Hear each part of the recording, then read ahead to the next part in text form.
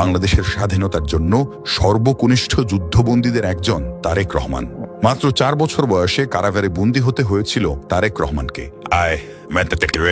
তার বাবা মেজর জিয়া দেশকে স্বাধীন করার জন্য চট্টগ্রাম থেকে শুরু করেছিলেন প্রতিরোধ আন্দোলন। সেই অপরাধে মায়ের সাথে তারেক রহমানকে বন্দী করেছিল পাকিস্তানিরা। বয়স 15 না হতেই বাবাকে হারান তিনি। তারেক রহমানের মতো দেশের খুব কম রাজনীতিবিদই এত শারীরিক ও মানসিক নির্যাতনের মধ্য দিয়ে গিয়েছেন। বাবাকে হারিয়ে এতিম হয়েছেন, ভাইকে হারিয়েছেন, মমতাময়ী অসুস্থ মাকে কারারুদ্ধ দেখার দুঃসহ যন্ত্রণায় কাটিয়েছেন বছরের পর বছর। আইনের জটিলতা থাকায় ছোট ভাই আরাফাত কোকোর মৃত্যুর পর তাকে দেখতে যেতে পারেননি তারেক রহমান। 1/11-এর পর যে পরিমাণ অত্যাচার পোহাতে হয়েছে তারেক রহমানকে, তাতে তার জীবন নিয়েই শঙ্কায় পড়তে হয়।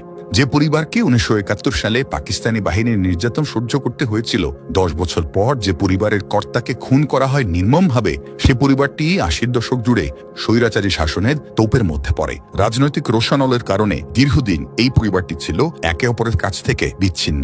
তারেক রহমানের বিরুদ্ধে অনেক কথাই বলা হয়, কিন্তু কখনোই তার জীবনের এই দিকগুলো তুলে ধরা হয় না। সারা জীবন স্রোতের বিপরীতে সাঁতার কেটেছেন তিনি।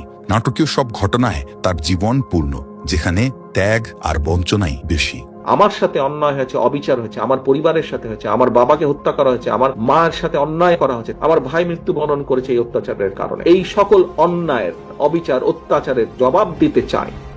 আমাদের 31 দফা যদি আমরা সফল করতে পারি, তাহলেই জবাব দেওয়া হবে।